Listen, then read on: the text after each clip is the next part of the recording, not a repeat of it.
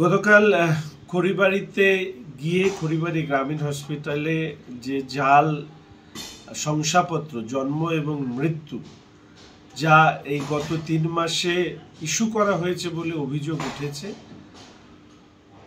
আমাদের দেশের সুরক্ষার পক্ষে অত্যন্ত বিপজ্জনক, উদ্বেগের এবং যে মুহূর্তে পশ্চিমবঙ্গে এসআইআর শুরু হতে চলেছে সেই মুহূর্তে এই খবর প্রত্যেকেই বিচলিত করেছে।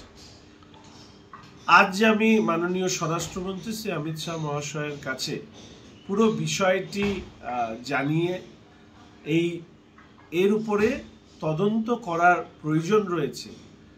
দেশের অভ্যন্তরীণ নিরাপত্তার স্বার্থ যেহেতু এর সাথে জড়িয়ে রয়েছে।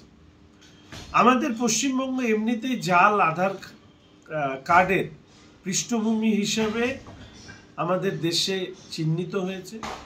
অনুপ্রবেশকারীরা জাল বিভিন্ন ধরনের শংসাপত্র জোগাড় করে তারা ভারতীয় নাগরিক হিসাবে ভোটার তালিকায় পশ্চিমবঙ্গে ঢুকে পড়বার যে অভিযোগ, তার সাথেও এর কোনো যোগাযোগ রয়েছে কিনা সেটাও অবশ্যই তদন্ত সাপেক্ষে।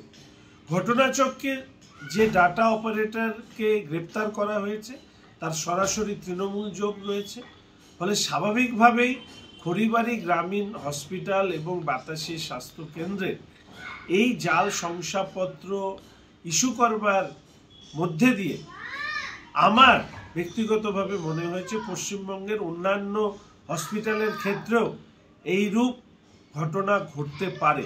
ফলে সামগ্রিকভাবে এই বিষয়টি তদন্তের জন্য মাননীয় স্বরাষ্ট্রমন্ত্রীর কাছে আমি একটি পত্রের মাধ্যমে সূচিত করা এবং পদ্ধতি মেনে তদন্ত করে বিষয়টি উন্মোচিত করবার আবেদন রেখেছি।